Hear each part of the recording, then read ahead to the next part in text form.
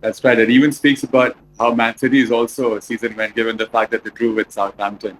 And if I had Absolutely. to ask you, and if I had to ask you the three moments which stood out for you in not the best way, and which you were actually surprised about how things went the other way for teams or maybe players as well. Yeah, I mean, obviously the top of the list has to be Man United. I mean, they finished 15th in the end, I think, which is better than 17th, which could have been at one point at the weekend. But I mean, fifth, that is the worst they've finished since they were relegated in 1974. So it's over 50 years their worst season. Lost the Europa League final. Just a terrible, terrible season. Just everything was so bad. They've set so many negative records that it feels like United have hit rock bottom now. And I think maybe they have. They have to have really, but it's been such a bad season. So United for me have been massive underperformers, and this season will be defined by Liverpool winning the league. But I think it'll also be partly defined by Man United being the worst they've ever been in the Premier League.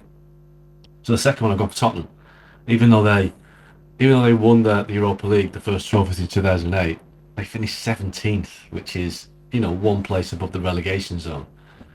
And the question now is whether Ange Postecoglou will survive and stay in charge for another year. He's won a trophy, but he's overseen the worst league performance for, I think, again, for the first time since Tottenham were relegated in the late 1970s. So, again, Spurs massively underperformed, but they're back in the Champions League. So they've managed to get an incredible end to a terrible season.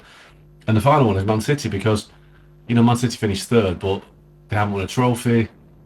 It's just been one of those seasons where everything has gone wrong for City. And, Pep Guardiola had that horrendous run in the middle of the season where couldn't get a win. They were losing every game. So, yeah, they're the three underperformers for me. But I think the only thing that Man United have won this year is my underperforming team of the year trophy.